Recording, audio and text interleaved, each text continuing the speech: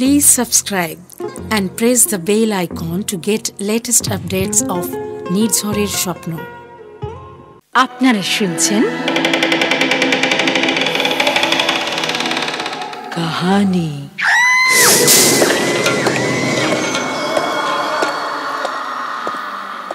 গল্পপ্রেমী পাঠক পাঠিকাদের জন্য নির্ঝরের স্বপ্ন প্রযোজিত কাহিনী গল্প পাঠের অনুষ্ঠানে চিরকালীন ও সমকালীন সাহিত্যিকদের গল্পে আপনাদের স্বাগত।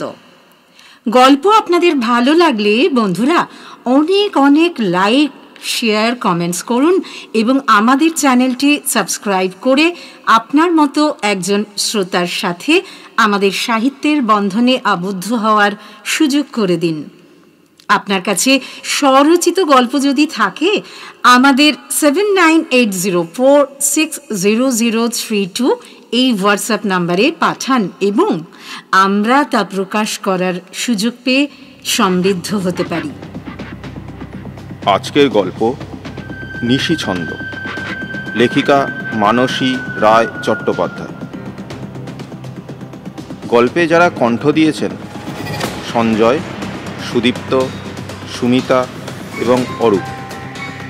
সম্পাদনা সুদীপ্ত দাস। মিউজিক এবং স্পেশাল এফেক্টস নিলয় ঘোষ। লেখিকার গল্প পাঠ শোনানোই আমাদের একমাত্র উদ্দেশ্য। কোনো রাজনৈতিক বার্তা দেওয়া এই গল্প পাঠের উদ্দেশ্য নয়। শুরু হচ্ছে আজকের গল্প নিশি ছন্দ।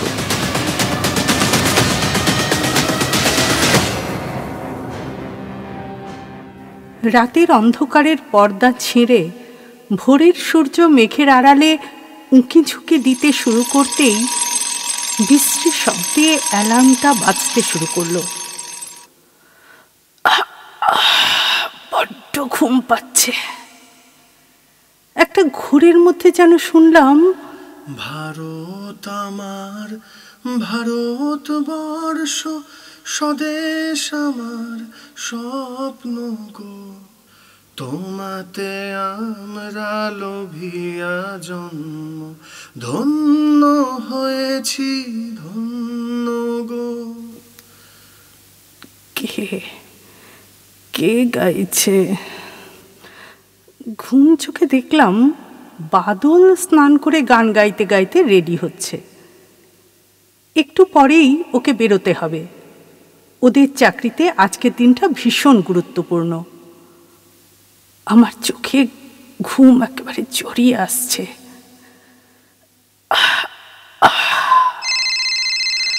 মাথার কাছে রাখা মুঠোফোনটা আবার বেজে উঠল। ঘুম চোখে ফোনটা কানে নিতেই ওপাশে ক্যামেলিয়ার গলা। কি রে, ঘুম ভাঙলো? ইচ্ছে করেই এখন ফোন করলাম, তোদের ঘুম ভাঙিয়ে দেব বলে। এই, আমার দাদা কোথায় রে? প্রায় এমন দুষ্টুমি করে ক্যামেলিয়া। ও বাদলের মামাতো বোন আর আমার ছোটবেলার বান্ধবী। আমি রেগে বললাম, নিউ ইয়র্কে আছিস বলেই নিজের সুবিধা মতো উল্টোপাল্টা সময় আমায় বিরক্ত করিস, তাই তো? দেখ দেখ তোকে কেমন জব্দ করি এরপর। কি করবি? দেখতেই পাবি।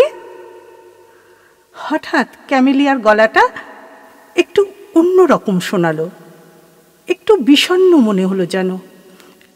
একটা কথা তোকে বলতে ভুলে গেছি জানিস, এলিনা আন্টি রে, এলিনা আন্টি নাকি দিন 10 আগে মারা গেছেন। 2 দিন আগেই খবরটা পেলাম একজনের থেকে। খুব ভুগছিলেন কয়েক মাস ধরে। ঘড়িতে দেখলাম ভোর 6টা। ভোরের নরম আলো জানলা দিয়ে বিছানায় এসে পড়েছে। আমি কি বলবো ভেবে পেলাম না। শুধু এলিনা আন্টির মুখটা বারবার ভেসে উঠছে চোখের সামনে। তাকে মনে পড়ার সাথে সাথে মনের মধ্যে জেগে উঠছে কিছু টুকরো টুকরো স্মৃতি। 15ই আগস্টের কথা। কিছু মানুষের অব্যক্ত যন্ত্রণা, আরো আরো কত ভুলে যাওয়া কথা জেগে উঠছে। কানের কাছে একটা কণ্ঠ ধ্বনিত হচ্ছে বারবার, উই শ্যাল ওভারকাম, আমরা করব জয় নিশ্চয়। উঠে পড়লাম। আমার চোখ চলে গেল বইয়ের তাকে।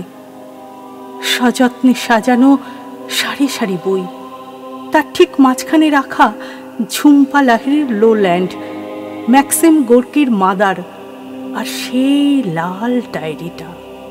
1 বছর আগে ম্যাকলাক্সিগঞ্জের ভয়াবহ স্মৃতিকথা যেখানে সযত্নে লিখে রেখেছিলাম। ডায়েরিটা হাতে নিয়ে দেখতে লাগলাম। অনুভব করলাম পাতাগুলোর মধ্যে এখনো এখনো কেমন যেন একটা বুনো গন্ধ। জুন মাসের এক মেঘলা দিনে কলকাতা ছেড়ে পাড়ি দিয়েছিলাম ম্যাকলাক্সিগঞ্জের পথে, শুধুই একরাশ যন্ত্রণা হতাশা নিয়ে নয়, বরং নতুন করে বাঁচার স্বপ্ন দেখতে। ছোটবেলা থেকেই আমার বাবা নেই। মা মারা যেতে কলকাতার ফ্ল্যাটে দম বন্ধ হয়ে আসতে লাগলো আমার। ডায়েরি লেখার অভ্যাসটা আমার বহুদিনের।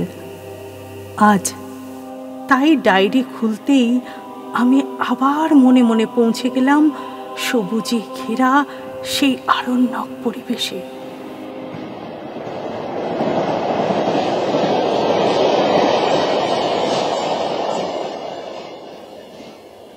পয়লা জুন, শনিবার, 2019।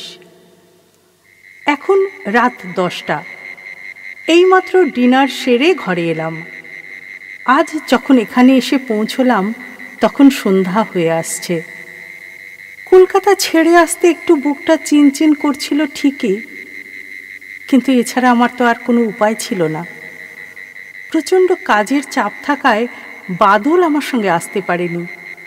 তবে আমার পৌঁছতে কোনো অসুবিধা হয়নি। যার বাড়িতে আমার পেইং গেস্ট থাকার ব্যবস্থা হয়েছে তিনি ক্যামেলিয়ার পরিচিত। একসময় কলকাতায় ওরা পাশাপাশি বাড়িতে ছিল বহুদিন। ক্যামেলিয়া বহুদিন হয়ে গেল নিউ ইয়র্কে আছে। তবে আমি ম্যাকলাক্সিগঞ্জ যাব শুনেই ফোনে যোগাযোগ করিয়ে দিয়েছে ওর এলিনা আন্টির সাথে। বাদল ওনার সাথে 2-1 বার ফোনে কথা বলেছে। পৌঁছে দেখলাম বাড়িটা অনেক দিনের পুরনো। গেট খুলে বাড়িতে ঢোকার সময় কেন জানি না আমার ভীষণ গা ছমছম করছিল। চারিদিকে বিশাল বিশাল উঁচু গাছ মাথা তুলে সগর্বে দাঁড়িয়ে আছে। ঝাঁকে ঝাঁকে পাখির দল ফিরে চলেছে বাসায়। জনমানবহীন স্থান, কাছাকাছি কোনো বাড়ি নেই।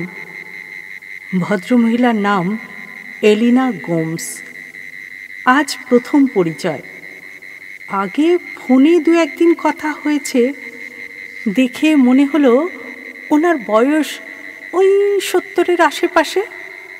ভারী চেহারা, কেমন যেন ঘোলাটে চোখের দৃষ্টি, প্রায় 5.5 ফুটের কাছাকাছি উচ্চতা। সবচেয়ে আশ্চর্য লাগলো এই বাড়িতে ঢোকার পর থেকেই কেমন একটা অদ্ভুত অস্বস্তি যেন আমাকে ঘিরে আছে। ভদ্রমহিলা জানালেন উনি এখানে একাই থাকেন, কোনো কাজের লোক নেই, কিন্তু আমার কোনো অসুবিধা হবে না। আমি বললাম, প্রয়োজনে আমি আপনাকে সাহায্য করতে পারি। উনি গম্ভীর মুখে বললেন, না, তার কোনো প্রয়োজন নেই। আমি কাজ করতে ভীষণ ভালোবাসি। আরও অবাক হলাম ডিনারের পর ওনাকে হুইস্কির বোতল খুলতে দেখে। মৃদু হেসে বললেন, চলবে? আমি মাথা নাড়লাম। সত্যি বলতে আমি এসবে একেবারেই অভ্যস্ত নই। আমি ওনার সম্বন্ধে কিছুই জানতে চাইনি।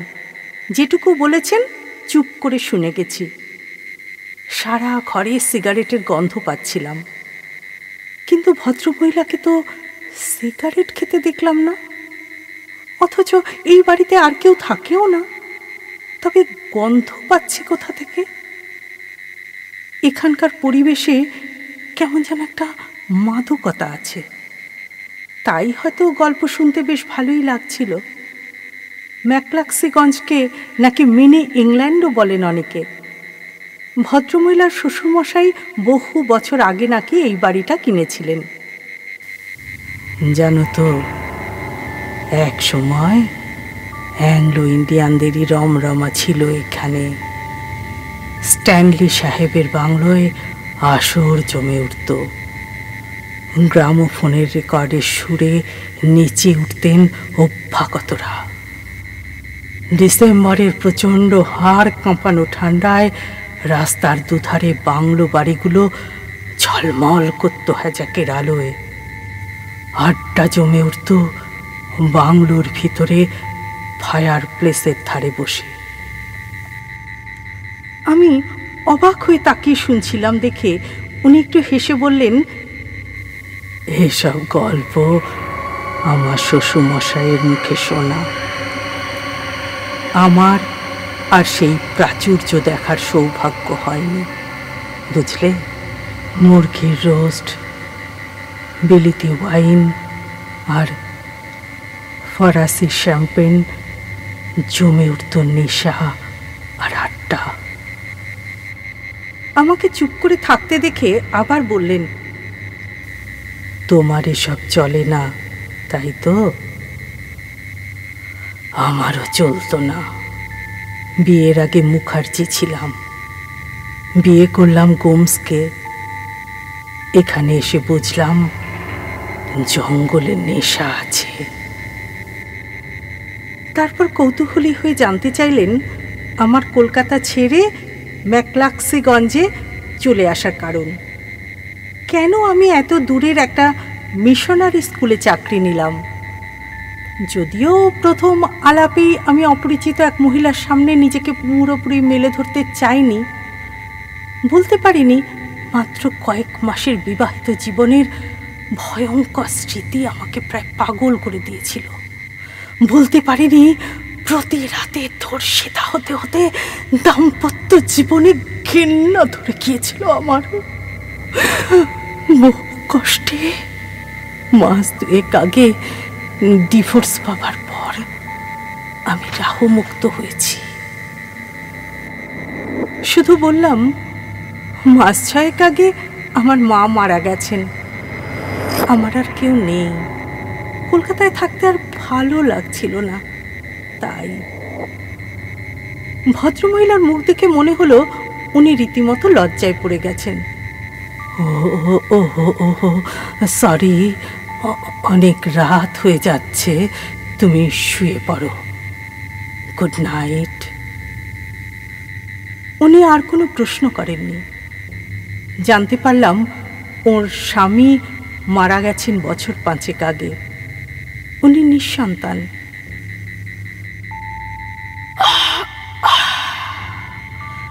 ঘুম পাচ্ছে ভীষণ, আর লিখতে ইচ্ছে করছে না। সারাদিন জার্নি হয়েছে। কাল রবিবার, পরশুদিন স্কুলে জয়েন করব। শুরু হবে জীবনের আর একটা নতুন অধ্যায়। ডায়েরির পাতা উল্টে চলেছি। প্রতি পাতায় যেন নিজেকে নতুন করে খুঁজে পাচ্ছি। চোখ আটকে গেল। 5ই আগস্ট, সোমবার, 2019। 2 মাস হয়ে গেল আমি স্কুলে জয়েন করেছি। ভীষণ ভালো লাগছে নতুন স্কুলের পরিবেশ। বাদল রোজ 2-3 বার করে ফোন করে। গতকাল সারাটা দিন দারুণ কেটেছে। রাতে ফিরে আর লেখা হয়ে ওঠেনি। অনেক দিন পর এত সুন্দর একটা রবিবার কাটিয়েছি। সকালে বাদল এসেছিল। 1 কাপ গরম কফি খেয়ে বাদলের সাথে বেড়াতে বেরিয়ে পড়লাম। স্টেশনের কাছে অনেক চায়ের দোকান, খাবারের দোকান, হোটেল, সেলুন, অনেকে মিলে ক্যারাম খেলায় ব্যস্ত। এখানকার জীবনে যেন কোনো তাড়াহুড়ো নেই, সব যেন কেমন ঢিমে তালে চলছে। অটোচালক বলছিলেন এখানে এক ধরনের বিশেষ পানীয়ের কথা। হাঁড়িতে করে বিক্রি হতেও দেখলাম। বেশ মাতাল মাতাল পরিবেশ। বাদল যেন একটু বেশি রোমান্টিক হয়ে পড়ছে মাঝে মাঝেই। আমরা ডেগাডেগি নদীর ছোট্ট ব্রিজের উপরে এলাম। এত সুন্দর পরিবেশে হারিয়ে ফেলেছিলাম নিজেকে। অনেক ঘুরলাম, কুমারপাত্রা নদীর নীল জলে মন ডোবালাম, মহুয়া টারের ঘন জঙ্গলে মিশে গেলাম একসময়। শাল, সেগুন, মহুয়ার জঙ্গল, আরণ্যক পরিবেশ যেন পাগল করে দিচ্ছিল আমাদের। ফিরে এসে এই প্রথমবার বাদলকে খুব মনে পড়ছিল। অন্ধকারাচ্ছন্ন জীবনের শেষে এসে যেন আবার আলোর দিশা দেখতে পাচ্ছি।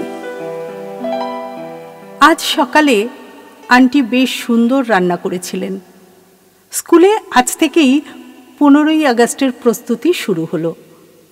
আমি ইচ্ছা করেই সাংস্কৃতিক অনুষ্ঠানের দায়িত্ব নিয়েছি, কারণ ছোটবেলা থেকেই এ ব্যাপারে আমার বিশেষ উৎসাহ। বিকেলে বাদল দেখা করেছে স্কুলের গেটে। ও কেন যে ছোট থেকেই আমাকে পাগলের মতো ভালোবাসে জানি না। আমি তো বুঝেও না বোঝার ভান করেছি এতকাল। যখন জোর করে মা আমার বিয়ে দিয়েছিল ভালো পাত্র দেখে, মনে পড়ে সেই খবর শুনে বাদলের চোখ জলে ভরে গিয়েছিল। আমার জন্য ও এত করে, আমার খুব খারাপ লাগে মাঝে মাঝে। সিআরপিএফ এর একটা গুরুত্বপূর্ণ পদে থেকেও ওর কোনোদিন কোনো অহংকার নেই।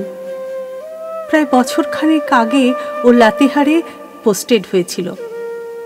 আমি হঠাৎ অনুরোধ করেছিলাম আমাকে একটা কাজ জুটিয়ে দিতে। ওর জন্যই এই ম্যাকলাক্সিগঞ্জ আসতে পারলাম। ভেবেছিলাম কলকাতা ছেড়ে, কলকাতার বিষাক্ত স্মৃতি ছেড়ে কিছুদিন বাঁচার রসদ পাওয়া যাবে এই সবুজে ঘেরা ছোট্ট জনপদে। আজ একটা অদ্ভুত ঘটনা ঘটল। এখানে রাত 10টাতেই চারিদিক এত নিস্তব্ধ যে মনে হচ্ছে যেন গভীর রাত। টিপ টিপ করে বৃষ্টি পড়ছে, তারপর ঝিরঝির থেকে ঝমঝম। এলো পাথারি হাওয়া যেন কাঁপিয়ে দিয়ে যাচ্ছে শরীর। শক্ত করে বন্ধ করলাম জানলা। যখন রাত পোশাকে নিজের দেহটা ঢেকে নিচ্ছিলাম, ঠিক তখনই আলো চলে গেল। মোমবাতি জ্বালালাম। মোমবাতির হালকা আলোয় পোশাক পরিবর্তন করতে করতে আয়নার দিকে চোখ পড়তেই শিউরে উঠলাম। হৃদস্পন্দন ভয়ে যেন স্তব্ধ হয়ে গেল। ঘরের কোণে রাখা সাবেকি আমলের চেয়ারটা যেন একটু দুলে উঠল। আমার মনে হলো সেখানে একটা অস্পষ্ট অবয়ব, কিন্তু পিছন ফিরে কাউকেই দেখতে পেলাম না। সেটাই স্বাভাবিক, নিশ্চয়ই মনের ভুল। নিজের শরীর দ্রুত ঢেকে নিলাম রাত পোশাকের আড়ালে। কেমন একটা লজ্জা ঘিরে ধরছে আমায়, কিন্তু কেউ তো নেই এ ঘরে। তাহলে এত অস্বস্তি হচ্ছে কেন আমার? যেন ঘরের মধ্যেই কারোর অদৃশ্য উপস্থিতি অনুভব করছি। মৃদু একটা শব্দ শুনতে পাচ্ছি। পিয়ানো বাজানোর মনে হলো। আন্টি কি পিয়ানো বাজাতে জানেন? কাল একবার জিজ্ঞেস করতে হবে। এই অবধি পড়ে ডায়েরিটা বন্ধ করলাম। ক্লান্ত, অবসন্ন লাগছে, কিন্তু ডায়েরির প্রতিটা পাতা যেন এক নতুন দিগন্ত উন্মোচন করছে আমার সামনে। অনেক পুরনো স্মৃতি জেগে উঠছে। একটা অমোঘ আকর্ষণে লাল ডায়েরিটা টানছে আমাকে। আবার চোখ রাখলাম সেই ডায়েরির পাতায়। একটা জায়গায় এসে চোখ আটকে গেল। 10ই আগস্ট, শনিবার। দেখতে দেখতে দিন কেটে যাচ্ছে। এখানকার আরণ্যক সৌন্দর্য আমাকে যেন পাগল করে দিচ্ছে। বিভূতিভূষণের আরণ্যক এই নিয়ে 4 বার পড়ে ফেলেছি। বাতাসে একটা মিষ্টি গন্ধ যেন টানছে সব সময়। অরণ্যের মাঝে এখানকার মানুষদের কথা কত সুন্দর করে বলেছেন লেখক। রাজকন্যা ভানুমতিকে স্বপ্নে দেখি আজকাল। প্রতিনিয়ত কি ভীষণ আকর্ষণ এই সবুজের। আমার চোখ, শরীর, মন সব কিছুর উপরে যেন জাদু কাঠি বুলিয়ে দিয়েছে। যখন পূর্ণিমার আলোয় ভেসে যায় চরাচর, তখন আমি নিশ্চুপে গান শুনি, ও চাঁদ সামলে রাখো জোছনাকে। ডায়েরি লিখতে বসে এখন কেমন একটা অদ্ভুত অস্বস্তি হচ্ছে আমার। কেউ যেন আছে এই ঘরে, তাকে আমি দেখতে পাচ্ছি না। আন্টিকে বলতে হবে কথাটা। দুদিন পর পর শক্ত করে জানলা বন্ধ করে শুয়েও মাঝরাতে হঠাৎ দমকা হাওয়ায় জানলা খুলে গিয়েছিল। আজও তো বন্ধ করলাম, অথচ এখন দেখছি খোলা। ঠান্ডা হাওয়া শরীর কাঁপিয়ে দিয়ে যাচ্ছে, আর মনে হচ্ছে একটা কেউ যেন আমার ঠিক পিছনে এসে দাঁড়িয়েছে। উফ, তার উপস্থিতি আমি অনুভব করতে পারছি, কিন্তু কিন্তু তাকে দেখতে পাচ্ছি না। আজও স্কুলে স্বাধীনতা দিবসের প্রস্তুতি পর্ব খুব সুন্দরভাবে চলেছে। আজকেও ফিরতে একটু দেরি হয়েছে। আমি কলিং বেল বাজানোর পর কেউ দরজা খুলে দিল না। একটু ঠেলা দিতেই খুলে গেল দরজা। আন্টিকে কোথাও দেখতে পেলাম না। একটা সিগারেটের গন্ধ সারা ঘরে ঘুরপাক খাচ্ছিল। হঠাৎ চমকে দেখলাম ডাইনিং টেবিলের পিছনের দিকে রাখা একটা ইজি চেয়ারে বসে আন্টি সেলাই করে যাচ্ছে। আমাকে দেখে গম্ভীর মুখে বললেন, ফ্রেশ হয়ে নাও, খেতে দিচ্ছি। হঠাৎ বাগানে চোখ পড়তেই একটু চমকে উঠলাম। বিশাল একটা গাছের তলায় প্রায় 6 ফুট উচ্চতার এক বলিষ্ঠ যুবক। এলিনা আন্টিকে জিজ্ঞেস করতে যাব, কিন্তু পরক্ষণেই তাকে আর দেখতে পেলাম না। ডিনারের সময় আন্টি আজ আবার একটু গল্প জুড়েছিলেন। 80-র দশকে প্রায় ফাঁকা হয়ে গিয়েছিল ম্যাকলাক্সিগঞ্জ, বেড়ে উঠেছিল মাফিয়াদের দৌরাত্ম্য। তারপর এখানে মাথা চারা দিল মাওবাদী সমস্যা। নিস্তব্ধ অন্ধকারে ভদ্রমহিলাকে কেমন যেন রহস্যময় লাগছিল। সিগারেটের গন্ধটা ঘুরপাক খাচ্ছে ঘর জুড়ে। এতদিন দেখছি, কিন্তু এলিনা আন্টিকে সিগারেট খেতে দেখিনি। রোজ রাতে ড্রিঙ্ক করেন যদিও। খাবার পর আমি উঠে আমার ঘরে চলে যাচ্ছিলাম। ঠিক তখনই আন্টি আমাকে একটা চাবি দিয়ে বললেন, এটা রেখে দাও, এই বাড়ির ডুপ্লিকেট চাবি। কাল আমাকে 2 দিনের জন্য একটু কলকাতা যেতেই হবে, বিশেষ দরকার। ফ্রিজে রান্না করা আছে। একটু থেমে আবার বললেন, তুমি সাবধানে থাকবে, কারণ এসব নির্জন জায়গায় মাঝে মাঝে নানা রকম শব্দ হয়। রাত্রে ভয় পেও না, আর বিষাক্ত পোকামাকড় আর সরীসৃপ থেকে খুব সাবধান। আমার মনটা একটু খারাপ লাগছে, কারণ আবার সেই একাই থাকতে হবে এই পাণ্ডব বর্জিত জায়গায়। 11ই আগস্ট, রবিবার। এখন রাত 11টা। ঘুম আসছে না। আজ সকালে এলিনা আন্টি চলে গেছেন। তারপর বাদল ফোন করেছিল। আমরা আজও বেরিয়েছিলাম দুজনে। অটোচালক ছেলেটি প্রচুর ঘুরিয়েছে সারাদিন। বাদল খুব জোর করছিল নাট্টা পাহাড় যাবার জন্য। পরন্ত বিকেলে সে এক অপরূপ সৌন্দর্য। আজ আমাকে বিয়ের প্রস্তাব দিল বাদল। এতটাই আবেগপ্রবণ হয়ে পড়েছিল যে আমার হাত ধরে হঠাৎ কেঁদে ফেলল। আমি খুব জোরে হেসে উঠেছিলাম। তুই না দেশের সেবায় নিজেকে উৎসর্গ করেছিস। ইয়ার কি করিস না ভূমি, আমার দুর্বলতা জানিস বলেই এত বছর ধরে তুই আমাকে অবহেলা করে গেছিস। আমি আমি সত্যি আর পারছি না ভূমি। উত্তর দিতে পারিনি, কিছুটা সময় চেয়েছি। কিন্তু আজ বাড়ি ফিরে একটা চরম বিস্ময় আমার জন্য অপেক্ষা করছিল। ডুপ্লিকেট চাবি বার করার আগেই বন্ধ দরজা খুলে গেল। কাকে দেখছি? 6 ফুট লম্বা, বলিষ্ঠ চেহারার এক সুদর্শন পুরুষ। ওনার এক হাতে জ্বলন্ত সিগারেট। ওনার কাছেও নাকি ডুপ্লিকেট চাবি আছে। এই বাড়িতে উনিও নাকি অংশীদার। এলিনা আন্টি খুব ভালোবাসে নাকি ওকে, তবে খুব কম আসার সুযোগ হয়। ওপরে কয়েকটা ঘর ওনার, সেগুলো তালা দেওয়া থাকে। ভীষণ অমায়িক ব্যবহার ভদ্রলোকের। নিজেই চা তৈরির জন্য জল বসিয়েছেন দেখলাম। আমি কিছু না বলে নিজের ঘরে চলে এলাম। আমার সত্যি খুব অস্বস্তি হচ্ছিল। ঘরে ঢুকেই সাথে সাথে ফোন করলাম এলিনা আন্টিকে। অনেকবার রিং হয়ে গেল, উনি তুললেন না। ঘরের বাইরে এসে দেখি ডাইনিং টেবিলে ভদ্রলোক অপেক্ষা করছেন আমার জন্য।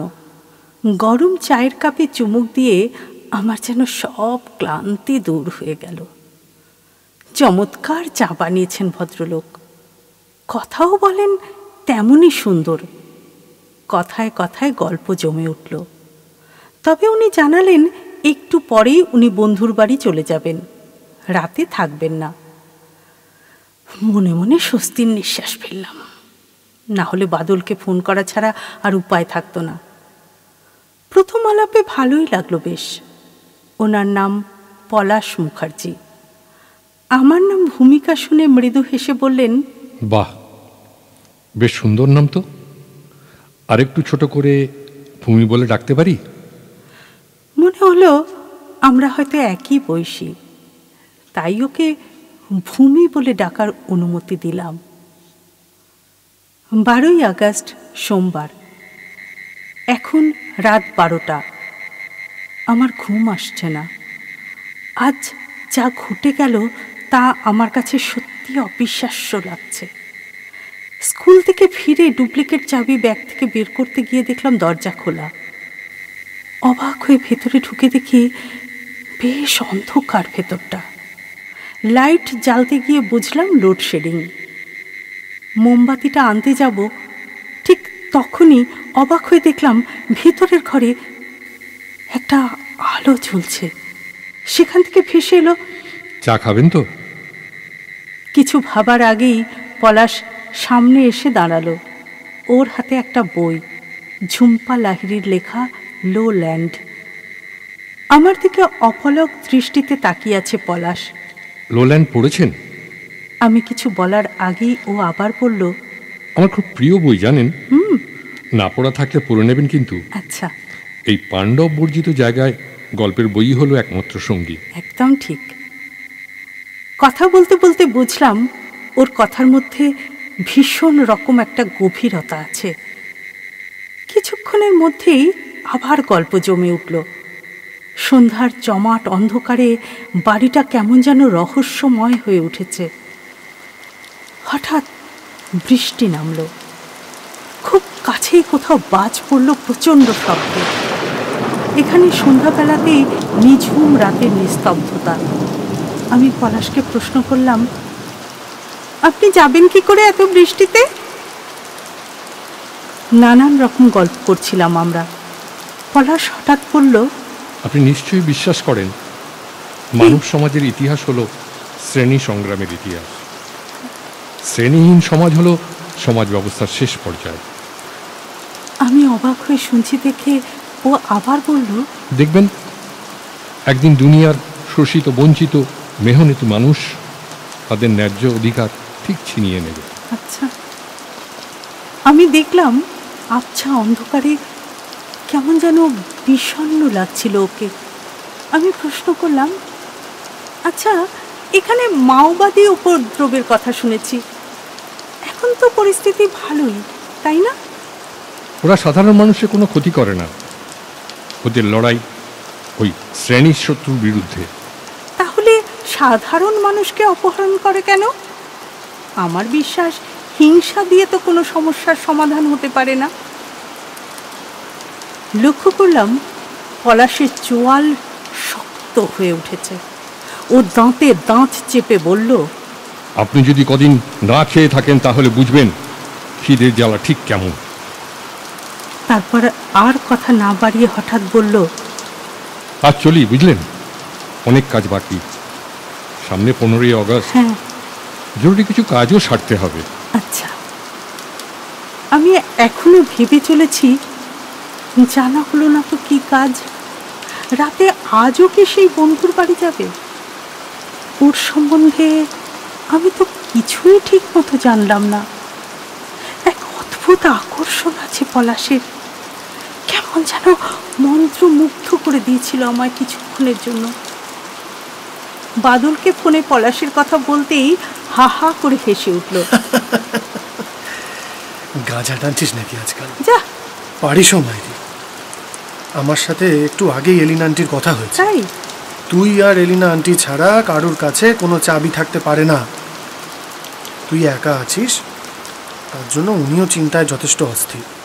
যত তাড়াতাড়ি সম্ভব উনি ফিরে আসবেন। ডায়েরিটা বন্ধ করতেই আবার এলোমেলো ভাবনা চেপে ধরল আমাকে। সেই ভয়ঙ্কর রাতের কথা মনে পড়তেই আমি আবার ভয় শিউরে উঠলাম।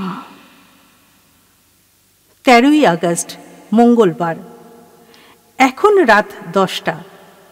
আন্টিকে অনেকবার ফোন করেছি, পাইনি। এখন রোজ স্কুল থেকে ফিরতে দেরি হচ্ছে।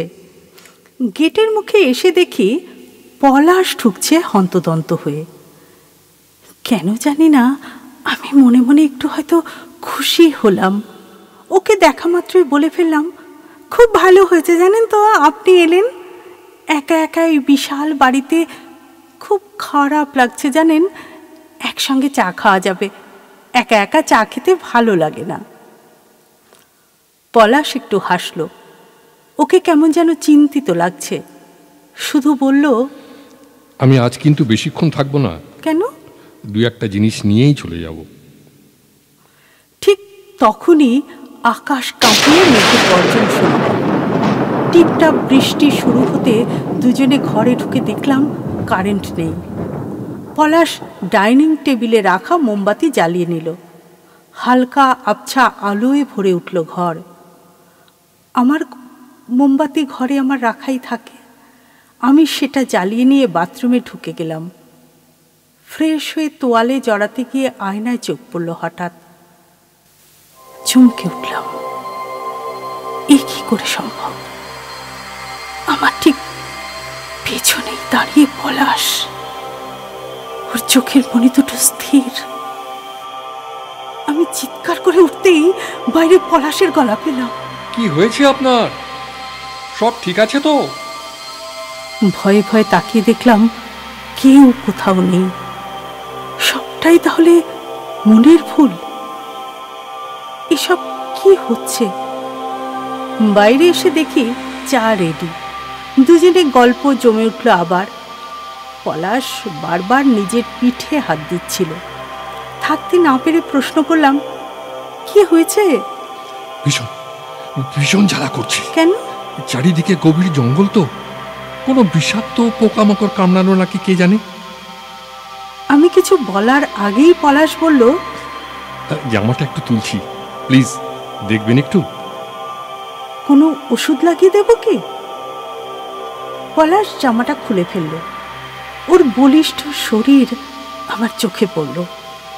সত্যি পিঠে অনেকটা কেটে গেছে, কিন্তু এতটা গভীর ক্ষত হলো কি করে? কোনো পোকামাকড়ে কামড়ালে এত ক্ষত হবার নয়। আমি বোরোলিন আনলাম। লাগাতে গিয়ে হাতটা খুব কাঁপছিল। আমি লজ্জা পাচ্ছি বুঝতে পেরে পলাশ বলল, অসুবিধা থাকলে আমি নিজেই লাগিয়ে নিচ্ছি। না না, অসুবিধে কিসের? কেমন একটা আকর্ষণ আছে পলাশের। নিজেকে সংযত করে হাতটা সরিয়ে নিলাম। পলাশ বলল, অনেক ধন্যবাদ। সত্যি খুব জ্বালা করছিল, এবার খানিকটা কমেছে। এই প্রথম অন্যরকম একটা অনুভূতি জেগে উঠল আমার। কেন জানি না ভীষণ মায়া হচ্ছিল পলাশের জন্য। প্রায় অন্ধকার সিঁড়ি দিয়েই ও উপরে উঠে গেল।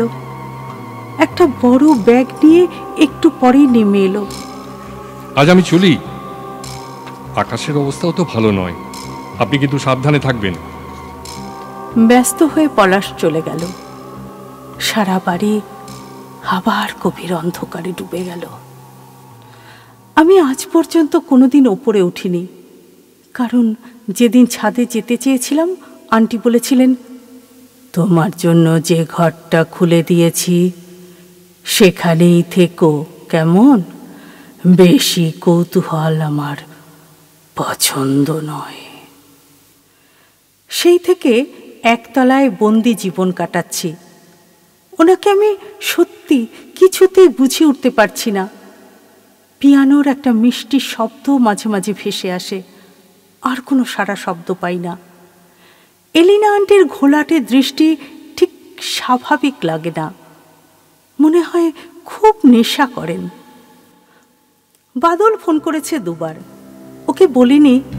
আমার সত্যি ভয় করছে, মনে হচ্ছে বাইরের বিশাল বাগানের উঁচু উঁচু গাছগুলোর নিচে কারা যেন ফিস ফিস করে কথা বলছে। সারা বাড়ি জুড়ে অশরীরী আত্মার অস্তিত্ব আমি যেন অনুভব করতে পারছি, যাদের আমি দেখতে পাচ্ছি না, কিন্তু তারা এই বাড়ির আনাচে কানাচে ঘুরে বেড়াচ্ছে। আবার বন্ধ ডায়েরি খুলে বসলাম। এখন রাত 3টে। হঠাৎ ঘুম ভেঙে গেল, আর কিছুতেই ঘুম আসছে না।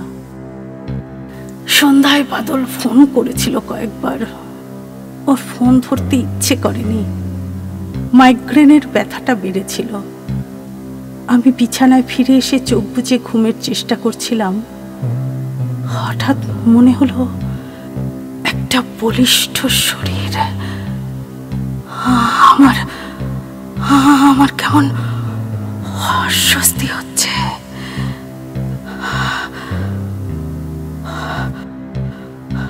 হঠাৎ ঘুমটা ভেঙে গেল। দেখলাম কেউ কোথাও নেই। আমি হালকা ঠান্ডাতেও রীতিমতো ঘেমে উঠেছি। ঘড়িতে এখন রাত প্রায় 3টে। অনুভব করলাম পুরোটাই স্বপ্ন, হয়তো আমার বিষাদগ্রস্ত মনের অলীক কল্পনা। 14ই আগস্ট, বুধবার। আজ ডায়েরি লিখতে ইচ্ছে করছে না, তবু লিখতেই হবে আমাকে। গতকাল রাতের কথা আমি বাদলকে বলতে পারিনি। কেমন যেন একটা ক্লান্তি চেপে ধরেছিল আমাকে। কিছুক্ষণ ধরে টানা একটা শব্দ আমি বারবার দরজার বাইরে পাচ্ছিলাম। কয়েকজন মানুষ যেন ধীর পায়ে হাঁটা চলা করছে। খুব ভয় করতে লাগলো। দরজা অল্প ফাঁক করে দেখার চেষ্টা করলাম, না, কাউকে দেখতে পেলাম না। আমি শুয়ে পড়লাম। হঠাৎ ঘুম ভেঙে গেল। মোবাইলে দেখলাম রাত প্রায় 2টো। বাইরে থেকে ফিসফাস করে কথা বলার শব্দ আসছে। শব্দটা স্পষ্ট হচ্ছে ধীরে ধীরে। আমি আবার দরজায় কান পাতলাম। আমি কি স্বপ্ন দেখছি? না, স্পষ্ট আওয়াজ তো, কিন্তু এ গলা তো পলাশের। এ যে অসম্ভব, কি করে হতে পারে? এত রাতে দরজাটা সামান্য ফাঁক করেই আমি চমকে উঠলাম। টেবিলের একদিকে পলাশ, আর অন্যদিকে মুখ ঢাকা আরেকটি অস্পষ্ট অবয়ব। খুব নিচু স্বরে কথা বলছে ওরা। আরো কয়েকজন এসে দাঁড়িয়েছে টেবিলের পাশে। টুকরো টুকরো কথা ভেসে আসছে।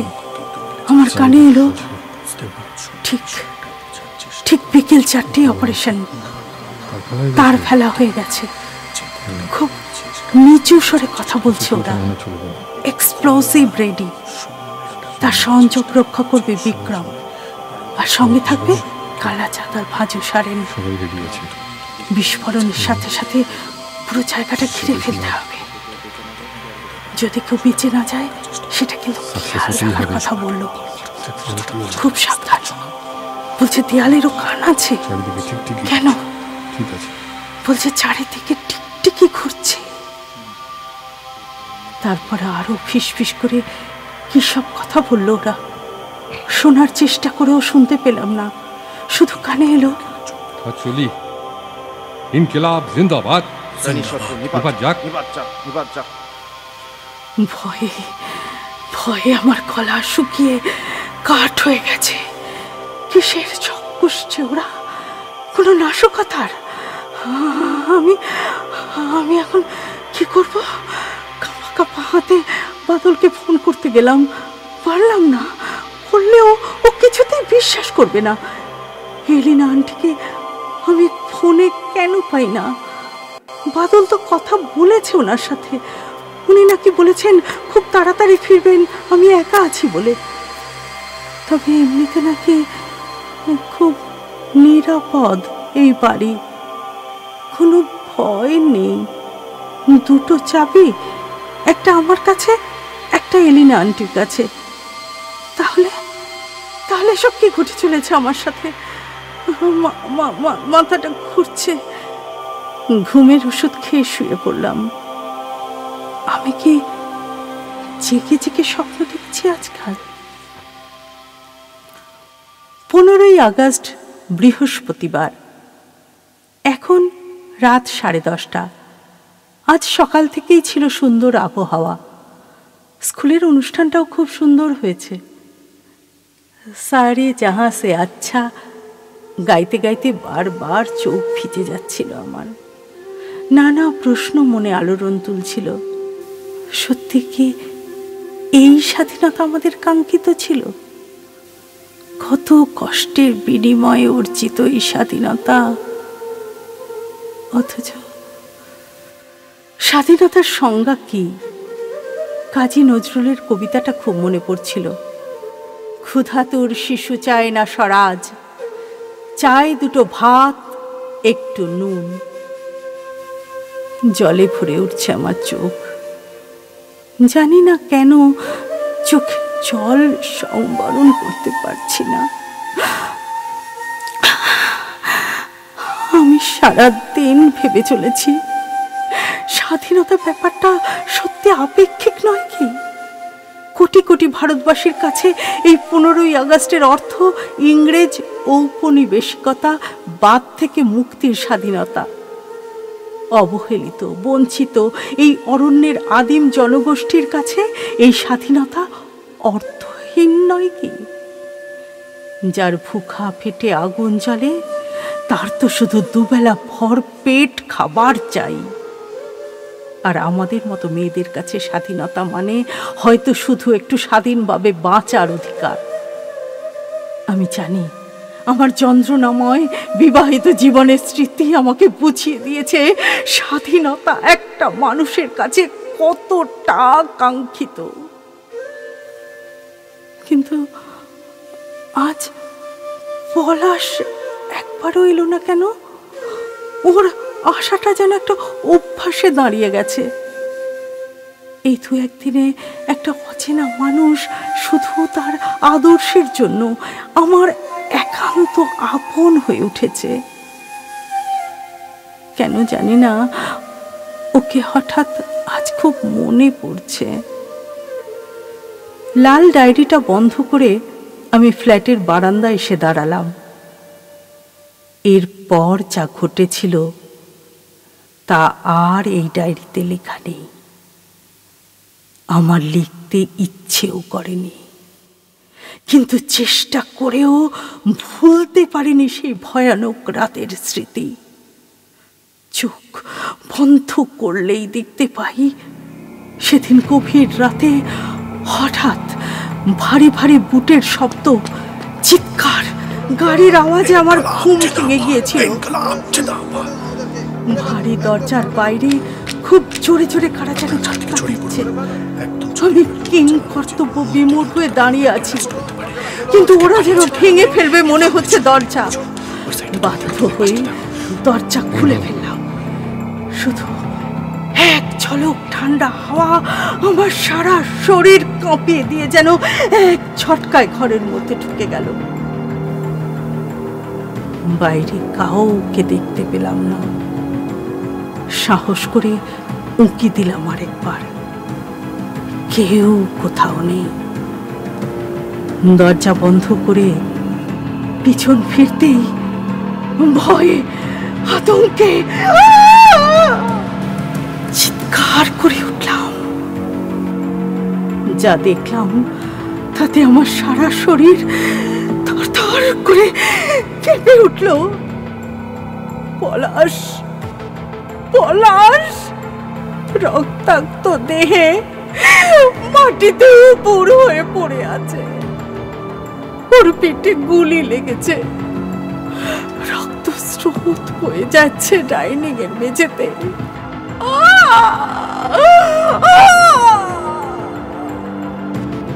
আমি চিৎকার করে উঠলাম। হঠাৎ যেন সেই নিথর দেহ কেঁপে উঠলো শেষবারের মতো। পলাশের ঠোঁট দুটো একটু নড়ল।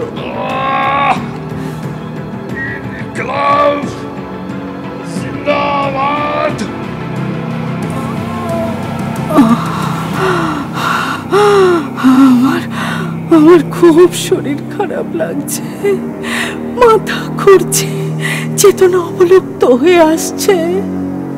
চোখের সামনে নেমে আসছে অন্ধকার।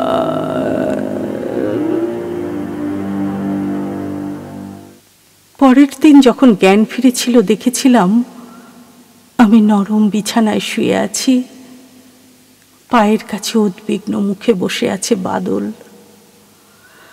আর পাশে একটা চেয়ারে বসে আছেন এলিনা আন্টি।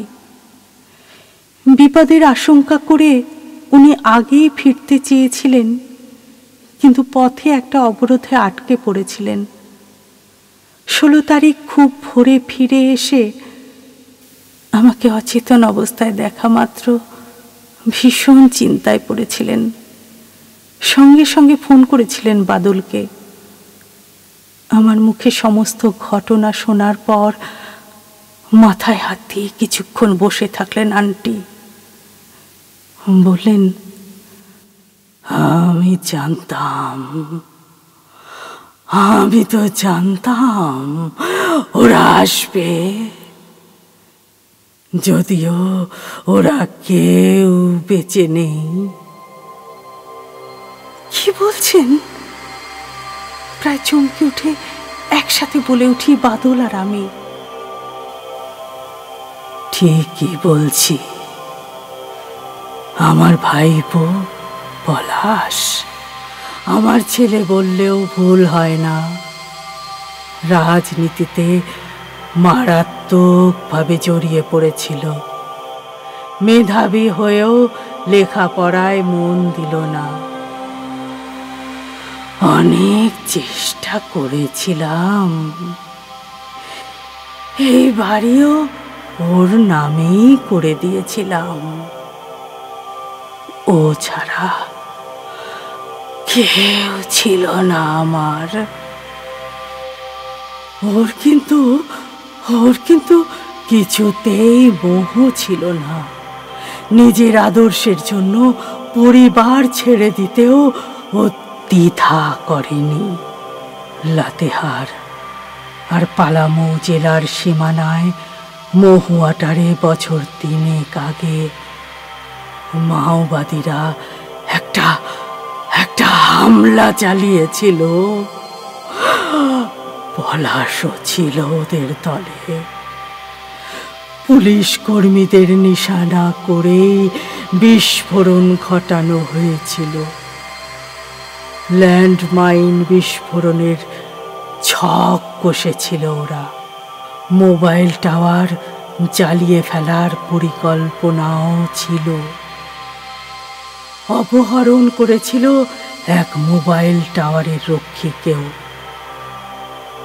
বিস্ফোরণের জেরে ওই এলাকার একটা সেতু ভেঙে পড়েছিল।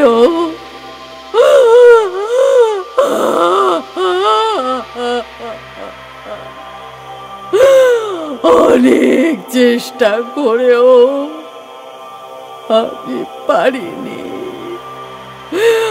পলাশকে আটকাতে আমি পারিনি, না বাঁচাতেও পারিনি।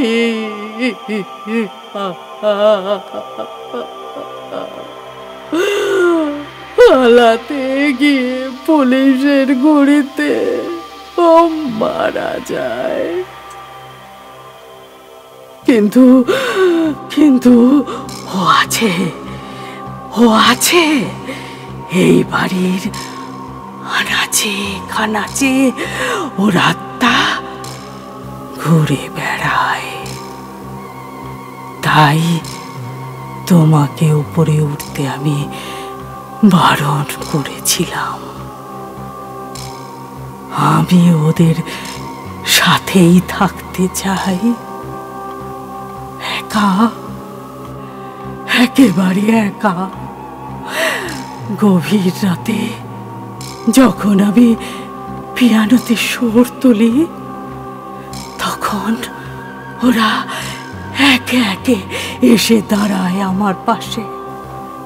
বিক্রম, কালাচাঁদ, বাহাদুর, রঘু, লালকু, জিতেন, ভরত, ওরা কেউ বেঁচে নেই।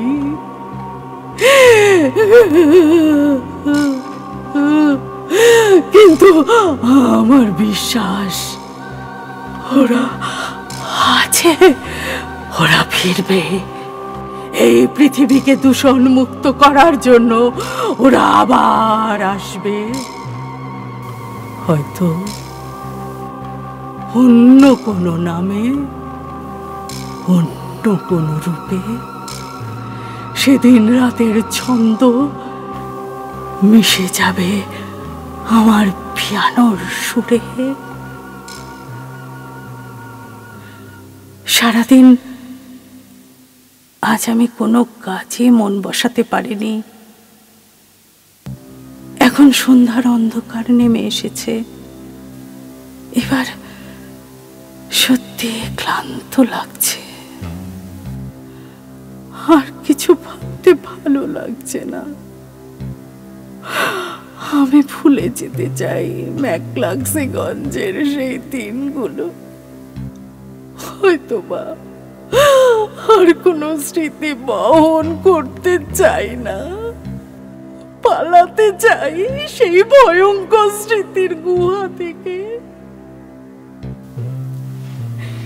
এই ঘটনার পর আমি কলকাতার বুকে ফিরে এসেছিলাম মাসখানেক বাদেই। ধীরে ধীরে কাটিয়ে উঠেছি সেই ভয়াবহ স্মৃতির আতঙ্ক। এখন কেন জানি না এলিনা আন্টির মৃত্যুর খবরে নিজের অজান্তে ফুপিয়ে ফুপিয়ে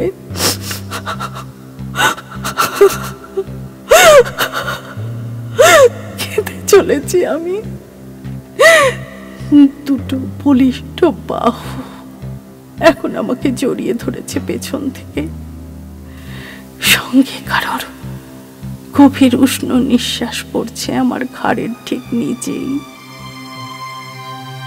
না, কোনো স্বপ্ন বা কল্পনা নয়, আমাকে জড়িয়ে আছে বাদল।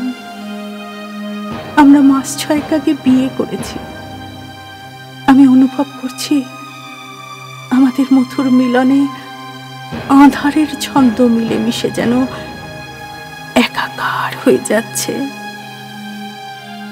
তবু আমি ভুলিনি ম্যাকলাক্সিগঞ্জকে, ভুলতে পারিনি এলিনা আন্টিকে। আর পলাশ, কে জানি হয়তো থেকে গেছে আমার অবচেতনে। হয়তো এমন একদিন সত্যি আসবে যখন সারা পৃথিবী পৃথিবীর সমস্ত সাদা কালো মানুষ একসাথে ভালো থাকবে? হয়তোবা কোনোদিন, কোনো একদিন।